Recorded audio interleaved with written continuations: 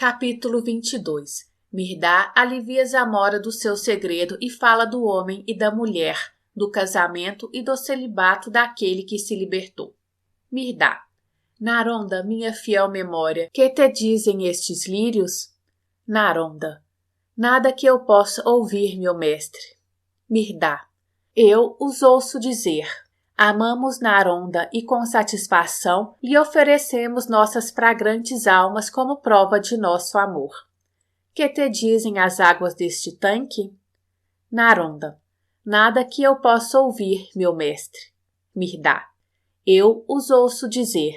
Amamos Naronda, por isso saciamos-lhe a sede e a sede dos seus amados lírios. Naronda, meu olho vigilante, que te diz este dia, com todas as coisas que ele carinhosamente embala em seus braços ensolarados? Naronda, nada que eu possa ouvir, meu mestre. Mirdá, eu o ouço dizer. Eu amo Naronda, por isso embalo carinhosamente em meus braços ensolarados, juntamente com o resto de minha amada família. Com todas estas coisas, para amar e ser por elas amados, não tem Naronda a vida bastante cheia, sem lugar para que sonhos vão e pensamentos fúteis nela façam ninho e se possam achocar? Em verdade vos digo que o homem é o bem-amado do universo. Todas as coisas se alegram em mimá-lo. Mas raros são os homens que não ficam enfatuados com esses mimos, e mais raro ainda aqueles que não mordem a mão que os acaricia. Para quem não é enfatuado, até a picada da serpente é um beijo de amor. Mas para o enfatuado, até um beijo de amor é picada de serpente. Não é assim, Zamora? Assim, ia o mestre dizendo, enquanto ele, Zamora e eu, numa tarde ensolarada, regávamos alguns canteiros de flores no jardim da arca. Zamora, que durante o tempo todo se conservava distraído, abatido e deprimido, foi tomado de improviso pela pergunta do mestre. Zamora. O que o mestre diz é verdade e isso deve ser verdadeiro. Mirdá. Não é verdade no teu caso, Zamora? Não foste tu envenenado por muitos beijos de amor? Não está agora torturado pela recordação do teu beijo envenenado? Zamora, atirando-se aos pés do mestre, enquanto as lágrimas lhe brotavam dos olhos. Ó mestre, que vã infantilidade é a minha, ou de qualquer homem, em tentar esconder dos vossos olhos, mesmo nas profundezas do coração, um segredo. Mirdá enquanto fazia Zamora levantar-se. Como é infantil e vão tentar escondê-lo até mesmo destes lírios. Zamora. Sei que meu coração ainda não é puro, porque os sonhos que tive essa noite foram impuros. Hoje vou esvaziar meu coração, vou pô-lo nu diante de vós, meu mestre, diante de Naronda, diante destes lírios e das minhocas que rastejam pelas raízes. Preciso depor a carga de um segredo que me pesa na alma. Que esta brisa a carregue para todas as criaturas deste mundo. Na minha mocidade, amei uma jovem. Era mais linda que a estrela da manhã. Seu nome era mais doce à minha língua do que o sono às minhas pálpebras. Quando nos falastes da oração e da corrente sanguínea, eu fui o primeiro a beber a substância curativa de vossas palavras, pois o amor de Roglá, esse era o seu nome, dirigia o meu sangue, e bem sei o que pode fazer um sangue assim dirigido. Com o amor de Roglá, a eternidade era minha. Eu a usava como um anel de casamento. E a própria morte eu vestia como se fosse uma cota de malha. Eu me sentia mais idoso do que todos os homens e mais jovem do que o último amanhã que estiver para nascer. Meus braços sustentavam os céus e meus pés impeliam a terra. No meu coração brilhavam inúmeros sóis. Mas Roglá morreu e Zamora, a fênix flamejante, transformou-se em um monte de cinzas frias e sem vida, das quais nenhuma fênix renasceu. Zamora, o leão destemido, tornou-se um coelho assustadiço. Zamora, a coluna do céu, tornou-se as miseráveis ruínas de um naufrágio, encalhadas em uma lagoa de águas pútridas. Procurei salvar o que pude de Zamora, e a partir desta arca, esperando enterrar-me, Vivo nas suas recordações e sombras diluvianas. Tive a sorte de chegar aqui, exatamente quando um companheiro havia partido deste mundo e fui admitido. Durante 15 anos, os companheiros desta arca viram e ouviram Zamora, mas dos segredos de Zamora jamais souberam ou ouviram. Pode ser que as velhas paredes e os sombrios corredores da arca não o ignorem. Pode ser que as árvores, as flores e os pássaros desse jardim deles saibam algo, mas certamente as cordas da minha harpa vos poderão contar muito mais, ó mestre, a respeito da minha ogla, do que eu próprio.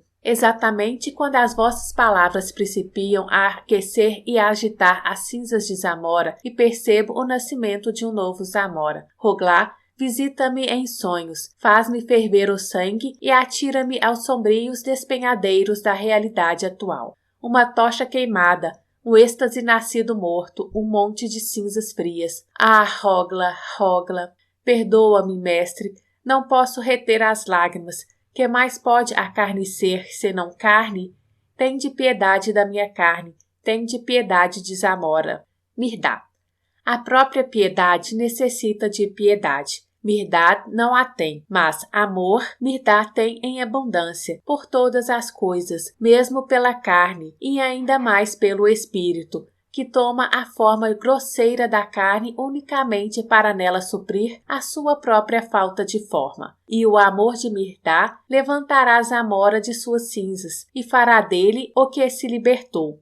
Eis o que eu prego, o homem unificado e mestre de si mesmo, o homem que está aprisionado ao amor da mulher, e a mulher que está aprisionada ao amor do homem. São ambos incapazes de obter a preciosa coroa da liberdade. Mas o homem e a mulher, tornados um só pelo amor, inseparáveis e indistinguíveis, estão realmente qualificados para o prêmio.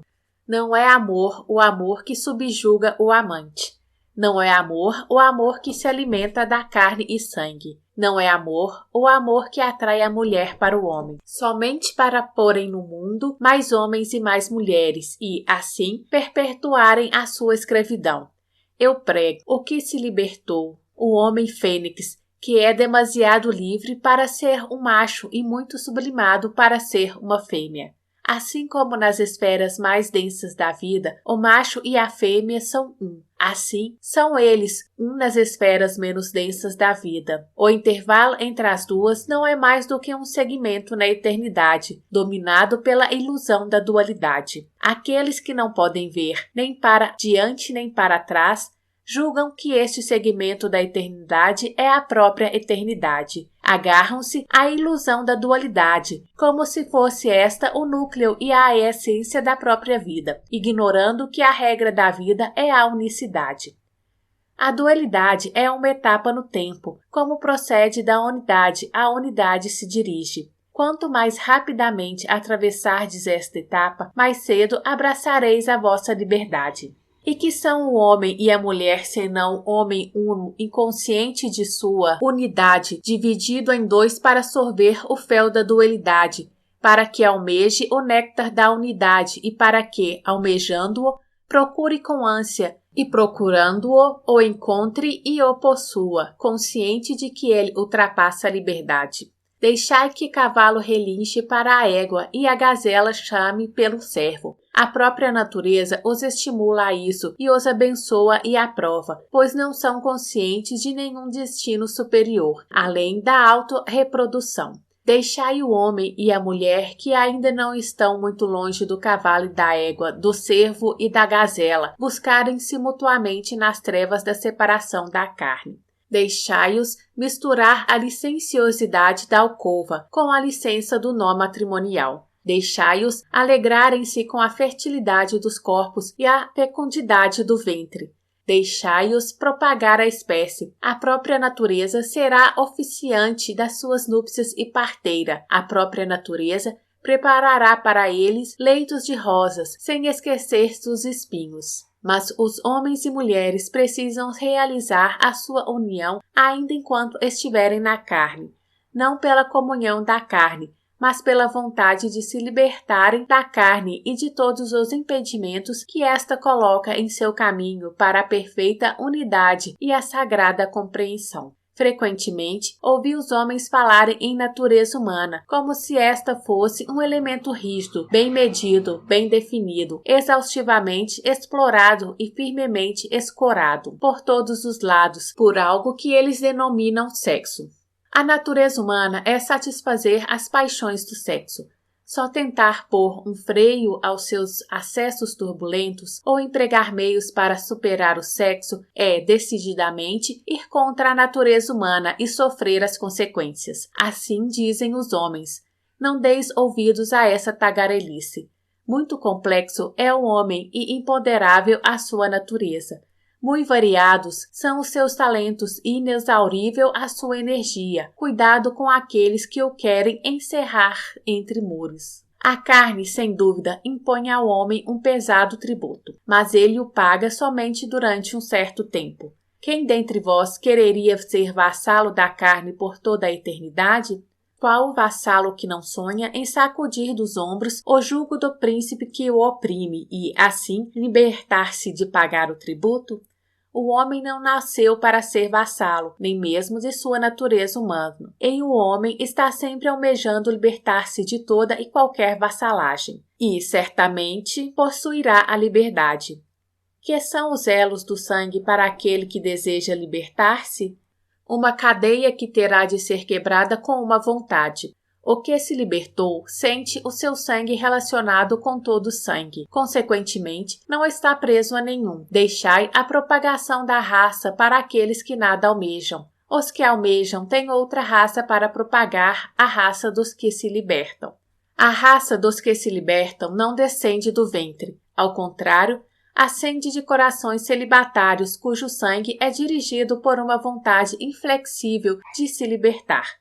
Sei que vós, e muitos como nós, pelo mundo afora, têm feito votos de celibato. No entanto, longe estais de ser celibatários, como testifica o sonho de Zamora na noite passada. Não é celibatário aquele que usa trajes eclesiásticos e que se encerra por trás de grossas paredes e reforçado portões de ferro. Muitos frades e muitas freiras são mais lascivos do que o mais lascivo dos homens e a mais lasciva das mulheres, embora possam jurar, sem mentir, que jamais hajam tido um contato com outra carne. Celibatários são aqueles cujos corações e mentes são celibatários, quer estejam encerrados em mosteiros ou vagueiam nos mercados. Venerai, meus companheiros, a mulher e santificai-a, não no papel de mãe da raça, nem como esposa ou amante, porém como gêmea do homem e sua sócia, cota por cota, na longa fadiga e sofrimento da vida dualística, pois sem ela não pode o homem atravessar o segmento da dualidade. Somente nela ele encontrará sua unidade, e nele encontrará ela sua libertação da dualidade, e os gêmeos serão a seu tempo reunidos em um. O que se libertou, que não é nem masculino nem feminino, o homem perfeito. O que se libertou, eis o que prego, o homem unificado e mestre de si mesmo. E cada um de vós será um dos que se libertaram antes que Mirdá se retire dentre vós. Zamora. Entristece-me o coração ouvir-vos falar em nos deixar. Se chegar o dia em que vos procurarmos e não vos acharmos, Zamora porá fim ao seu alento. Mirdá. Tu podes querer muitas coisas, Zamora. Podes querer todas as coisas, mas há uma coisa que não podes querer. Por fim, a tua vontade, que é a vontade da vida, que é a vontade total, pois a vida, que é ser, jamais pode querer o seu não ser, nem pode o não ser ter vontade, não, nem mesmo Deus pode acabar com Zamora. Quando a eu deixar-vos, o dia certamente chegará em que me procurareis na carne e não me achareis, pois tenho trabalho a fazer em outros lugares, além do que estou fazendo nesta terra, e em nenhum lugar deixo meu trabalho por fazer. Alegrai-vos, portanto, Mirdá não vos deixará, enquanto não houver feito de vós os que se libertaram, homens unificados e perfeitos mestres de si mesmos. Quando fordes mestres de vós próprios e houverdes atingido a unidade, então encontrareis Mirdá, como um constante morador em vossos corações, e o seu nome jamais se oxidará em vossa memória. Assim ensinei eu a Noé, assim eu agora vos ensino. Queridos ouvintes, este foi mais um capítulo do livro de Mirdá. Se você gostou do áudio, deixe seu like e ative o sininho para ser avisado dos próximos capítulos. Gratidão, minha voz, sua voz.